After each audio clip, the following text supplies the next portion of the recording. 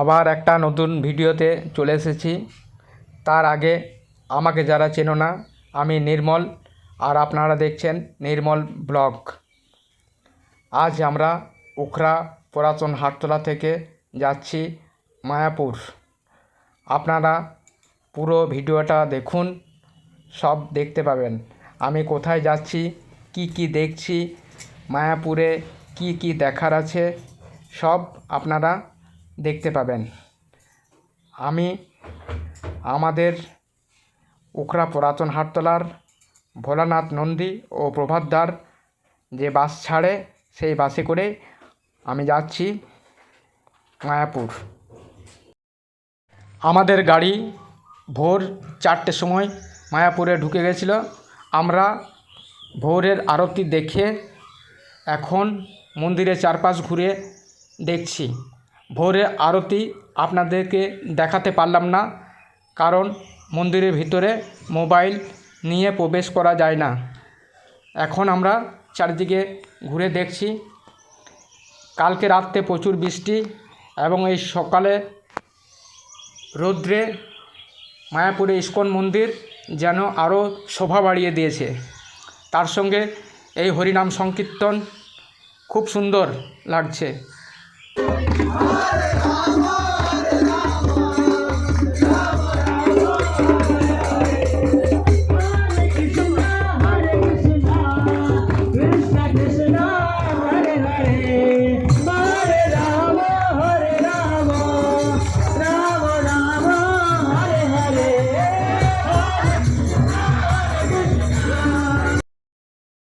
এবার আমরা চলে এসেছি মায়াপুরের গোশালায়। এখানে মূলত প্রচুর গরু দেখতে পাবেন। আপনারা চলে আসবেন, এখানে সময়টা কিছুটা পার করবেন। অনেক প্রজাতির অনেক রকম গরু দেখতে পাবেন। প্রচুর ভক্ত এখানে এসেছে, সবাই ভিডিও করছে, ফটোশ্যুট করছে। আপনারা আসবেন, খুব ভালো লাগবে। দেখুন কত মানুষ এখানে ভিড় করছে। আমি শুনেছি এই গরুর দুধ থেকে ভগবানের ভোগের বিভিন্ন রকম পদ তৈরি করা হয়। আমরা আচার্য গোস্বামী মহারাজের এই মঠে রয়েছি। এখানে একটা বড় হল রুম নিয়েছে এবং অনেকে পার্সোনাল রুম নিয়েছে। এখানে প্রচুর রুম রয়েছে চারিদিকে। আপনারা আসবেন, দেখবেন। আর এইদিকে আমাদের রান্নার জোগাড় চলছে। এখন আমরা গঙ্গার ঘাটে স্নান করতে যাচ্ছি। সোজা গিয়ে এই যে দেখতে পাবেন আপনারা, এই যে ডান দিকে দেখুন, এই ডান দিকে যে এই যে লেখা রয়েছে, হ্যাঁ, এইটাতে সবাই স্নান করে। কিন্তু আগেবারে আমরা গিয়েছিলাম এই ঘাটে প্রচুর ভিড় থাকে এবং খুব নোংরা। তাই আমরা একটু আগে সামান্য কিছুটা গিয়ে ডান দিকে দেখুন একটা ঘাট পড়বে, আপনাদেরকে দেখাচ্ছি। দেখুন, এই দেখুন ডান দিকে এই যে রাস্তাটা যাচ্ছে, গাড়ি আসছে প্রচুর। এই দেখুন ডান দিকে সোজা চলে আসবেন। এই দেখুন লেখা আছে গোস্বামী মহারাজের স্নানের ঘাট। এই ঘাটটাতে আপনারা চলে আসবেন। এইখানে খুব কম মানুষ স্নান করে এবং ঘাটটা পরিষ্কার পরিচ্ছন্ন। আপনি আরাম করে এখানে স্নান করতে পারবেন। এই দেখুন স্নান করে সব আসছে। আমরা আগেবারে এসেছিলাম, এই ঘাটটা দেখেছিলাম, আমাদের খুব ভালো লেগেছিল, তাই আপনাদেরকেও দেখালাম। আমি ঘাটে ছবি আপনাদেরকে দেখাতে পারবো না, কারণ ঘাটে সবাই স্নান করছে। তাই আমি দূর থেকে জুম করে আপনাদেরকে ঘাটটা দেখানোর চেষ্টা করছি। এই দেখুন, এখন ঘড়িতে বাজছে সকাল 9টা। আমরা আমাদের মুড়ি, ঘুগনি ও বোঁদে টিফিন করে আমরা এবার যাব সবাই লঞ্চে করে নবদ্বীপ।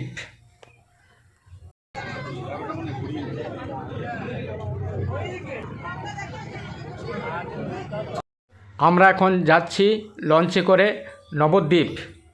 আমাদের মঠের থেকে সামনেই, আপনি পায়ে হেঁটেও আসতে পারেন, আবার টোটো করেও আসতে পারেন। সামনে ফেরিঘাট, ওই ফেরিঘাটে মাত্র 10 টাকা টিকিট কেটে আপনি লঞ্চে নবদ্বীপ যেতে পারবেন। খেয়াল আয় আর মিল খেলায় আর মিলন্ড কাদাগুলা। এই দেখুন গঙ্গা আর যমুনা একসঙ্গে কেমনভাবে মিলিত হচ্ছে এখানে। আমি আপনাদেরকে জুম করে দেখানোর চেষ্টা করছি, ভালো করে দেখবেন। নবদ্বীপের জন্য আমার একটা আলাদা করে ভিডিও করা আছে, আপনারা চাইলে দেখতে পারেন। এখানে আমি নবদ্বীপের কোনো কিছু দেখাচ্ছি না।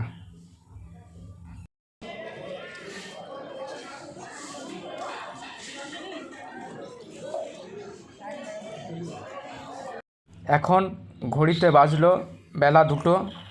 এইমাত্র আমরা নবদ্বীপ থেকে ঘুরে এসে দুপুরের খাবার খেতে বসে গেছি। এইবার খাবার খেয়ে আমরা রুমে গিয়ে রেস্ট করব।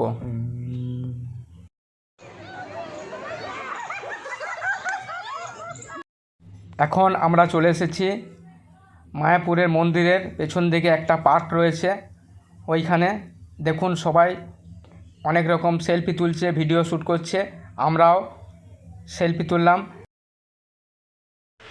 সন্ধ্যার পর এই মন্দিরের সৌন্দর্য যেন বহুগুণ বেড়ে যায়। চারিদিকে আলোয় ভরে গেছে, খুব সুন্দর লাগছে মন্দিরটা।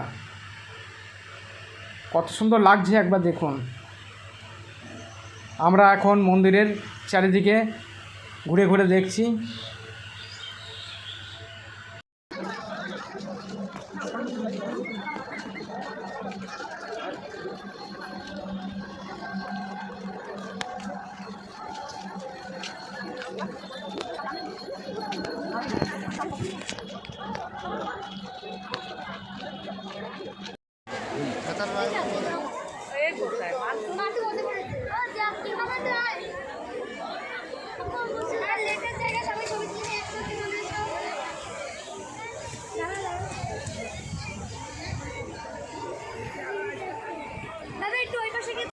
চেষ্টা করবেন এই মন্দিরের ভেতরে এই জায়গাগুলো সন্ধ্যার পর দেখার।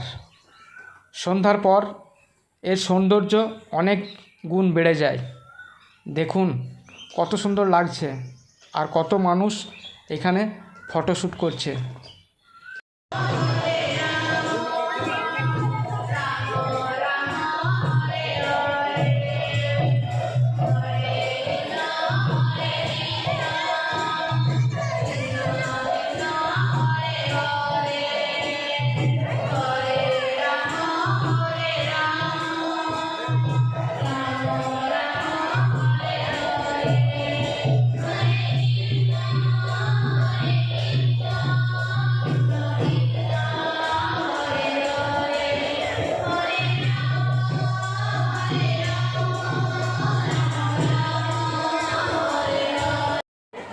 আজকে রাতে মেনু ফ্রাইড রাইস, বেবি নান, চানা ডাল, পনির, পায়েস। রাত্রের খাবার খেয়ে আমরা চলে এলাম এবার রুমে। মায়াপুরের ভিডিও আমি এখানেই শেষ করছি। দেখা হবে পরের ভিডিওতে। আপনারা আমার এই ব্লগটি লাইক এবং সাবস্ক্রাইব করতে ভুলবেন না। Tata, bye bye.